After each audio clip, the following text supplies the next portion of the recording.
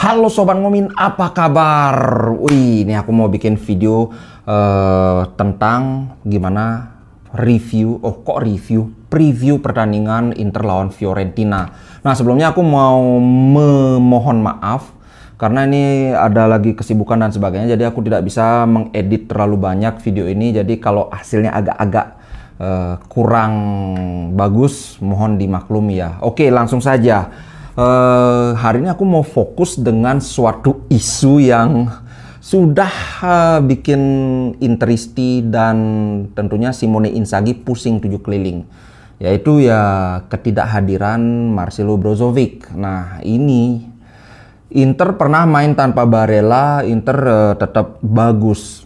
Main tanpa Hakan Calhanoglu tetap bagus, tapi begitu Inter main tanpa Brozo, waduh, hancur. Padahal kita selama ini meyakini bahwa jantungnya mesin Inter itu ada 3, trio Hakan, Barella, dan Brozo. Tapi ternyata jantungnya trio itu si Brozo. Jadi gila.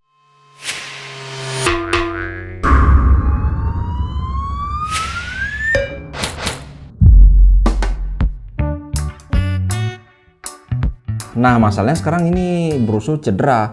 Seperti yang aku bilang, selama ini kita sangat beruntung karena Brozovic nggak pernah cedera. Dan sekarang lah ketika dia cedera, ujian yang berat banget gitu loh. Ternyata Lukaku, Thiaw kita masih bagus. Hakimi, Thiaw kita masih bagus. Brozo absen langsung kayak kapal gitu. Nah, yang menarik adalah ini. Dari 2 hari yang lalu itu banyak sekali beredar kabar bahwa Hakan Calhanoglu akan mengisi posisi Brozo. Tempo hari kan sudah dicoba itu diisi oleh Vecino. Yang hasilnya kita sama-sama tahu gagal total, gatot. Nah, sekarang Hakan Calhanoglu nih. Gila, aduh.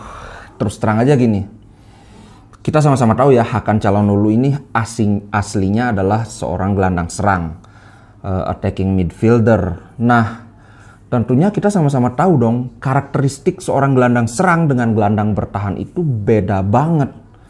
Nah, ini yang bikin kita ketar-ketir kan. Bahkan kalau ini aku lihat Calhanoglu, ini aku ambil dari whoscored.com.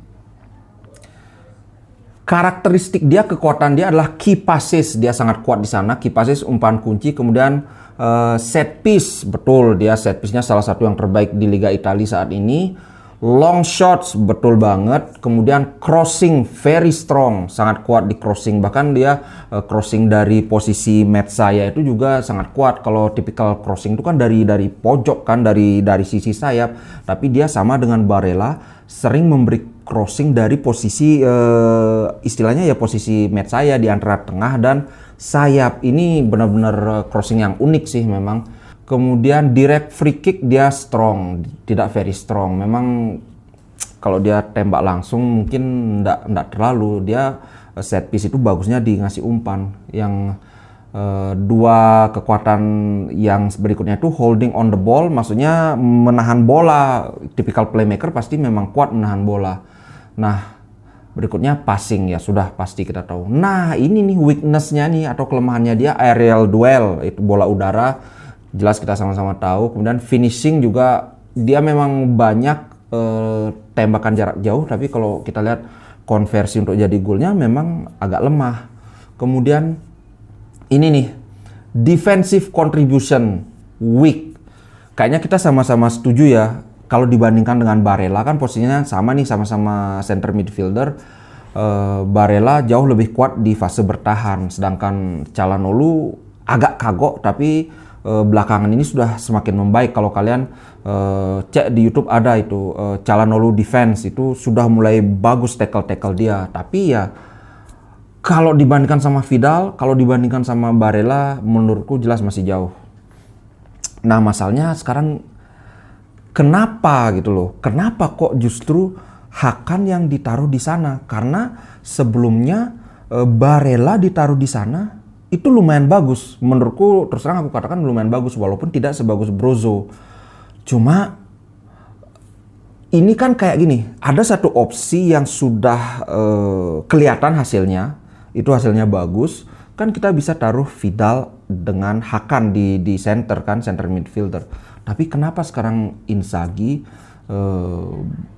mengambil resiko dengan naruh Hakan di sana gitu loh.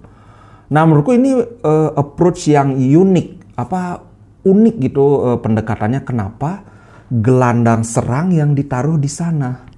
Mungkin banyak kawan-kawan yang lupa, Brozo itu ketika baru dibeli oleh Inter, dia aslinya gelandang serang. Jadi dari posisi yang gelandang serang ke defensive midfielder itu ternyata bukan suatu hal yang baru.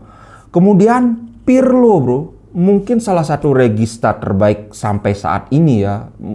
Kalau menurutku bandingkan sekarang yang lagi ngetopnya di posisi regista kan ada Jorginho, kemudian ada juga Toni Kroos.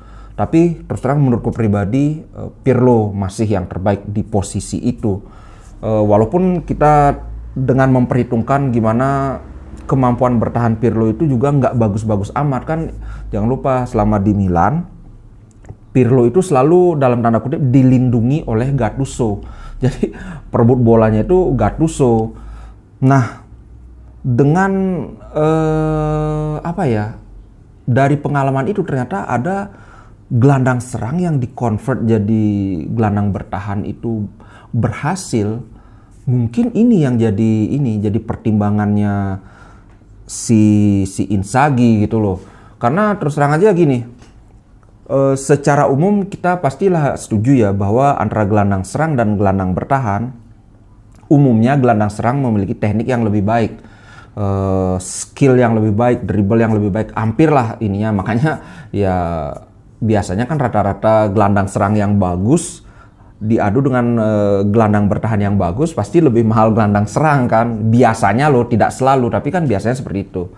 Nah sekarang artinya begini, kalau Inzaghi itu kan dia memainkan gelandang bertahan itu bukan sekedar sebagai jangkar, bukan sekedar merebut bola, tapi juga dia maunya gelandang bertahan yang bisa membagi bola. Dan yang terutama bukan sekedar bagi bola, tapi mengambil kontrol permainan. Karena dari awal itu Inter hanya bagus mainnya kalau bisa mengontrol permainan. Ini beda dengan Conte atau Mourinho ya, yang walaupun kendali permainan itu ada di musuh, tapi dia selalu bisa mencuri poin, selalu bisa menang. Sedangkan Inzaghi, memang skema permainan Inter itu kalau nggak bisa menguasai permainan, susah banget menangnya. Inilah kenapa posisi gelandang bertahan ini, dia inginnya ada orang yang benar-benar bisa mengambil kendali permainan. Nah, Hakan Çalhanoğlu mungkin menurut perhitungan Inzaghi ya seperti itu.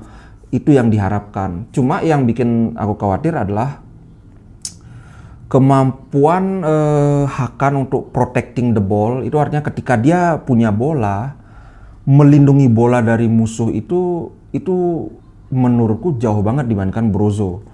Tapi di plusnya, visi dia jauh lebih bagus dari Brozo. Jadi dia bikin umpan kunci, bikin assist itu ya tentu saja jauh lebih bagus dari Brozo.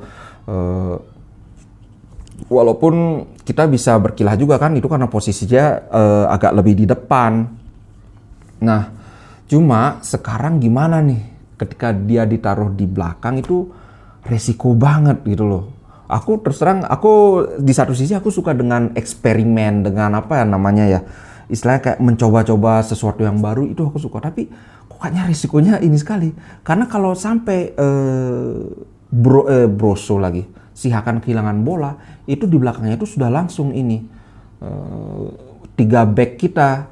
Jadinya kayak beda dengan ketika dia di center. Kalau dia kehilangan bola, di belakangnya ada Brozo. Apalagi ketika dia menyerang di sekitar box penalti, dia kehilangan bola, itu di belakangnya ada di kiri ada Perisic, kemudian ada Brozo. Setelah Brozo ada back lagi, jadi ada 2 lapis pertahanan. Nah, sedangkan Hakan ini tipe pemain seperti layaknya gelandang serang, dia suka melakukan dribble yang risky, yang beresiko. Artinya ya misalnya kayak gampangnya gini deh, kalau dribble yang aman itu kalau ada musuh dari kiri, kita dribblenya ke kanan, itu kan dribble yang aman.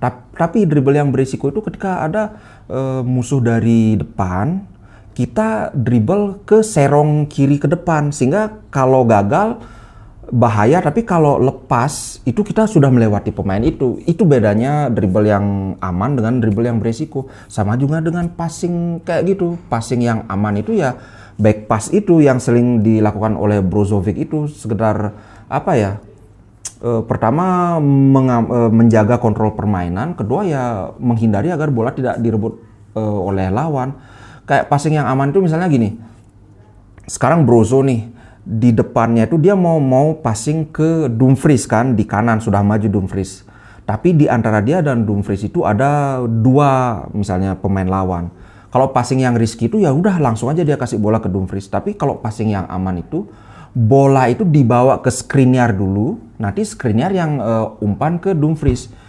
Itu tipe-tipe passing yang dilakukan oleh Brozo. Gitu cara dia mengandalkan tempo permainan. Nah, sedangkan Hakan ini kan dia beda banget. Dia memang kasih umpan, makanya assist dia banyak ya, sama seperti dribble yang risky tadi. Umpan yang mungkin akan sering gagal, tapi kalau itu berhasil itu bisa sangat membahayakan gitu loh. Nah, terus terang aku agak-agak gimana gitu ngelihat perjudian lah bilang ya, kalau Hakan ditempatkan di posisi Brozo. Cuma di sisi lain sangat excited gitu. Gimana nih? Siapa tahu dia justru jadi bagus banget kan. Kayak dulu ketika Brozo dicoba diposisikan di gelandang bertahan sebagai regista oleh Spalletti itu kan. Orang juga nggak nyangka itu bakalan sukses banget kan. Nah, sebenarnya ini yang sudah sering aku omongkan. Ada formasi lain yang lebih aman yaitu 3-4-1-2. Kalau dulu kan itu Alexis Sanchez yang ditaruh di penyerang lubang, tapi ini kan kita bisa taruh Barella dan Vidal di tengah, kemudian di posisi trequartista ditaruh si Hakan. Nah, menurutku itu lebih aman lah, tapi kayaknya ini mungkin harus diinikan juga ya, dipahami juga bahwa Hakan mengisi posisi Brozo ini adalah spekulasi media. Jadi aku nggak lihat bahwa ini sumbernya dari internal Inter gitu loh. Lagian taktik kayak gini masa dibocorin kan, ditauin nanti kan. Nah, itulah beberapa analisa, beberapa pertimbangan gimana kalau Hakan mengisi posisi Brozovic. Kalau kalian gimana nih? Kalian lebih cocok dengan misalnya pola 3-4-1-2, ini nggak akan aku jelaskan lagi karena sudah pernah aku bahas. Atau ya seperti yang gosip kayak gini nih, si Hakan ngisi posisi Brozo jadi gelandang bertahan. Oke guys, itu aja dulu untuk konten ngomongin kali ini. Jangan lupa nanti kita nonton live. Kita live nonton bareng sambil komen-komenan. Oke, sampai jumpa di konten ngomongin berikutnya. Ciao.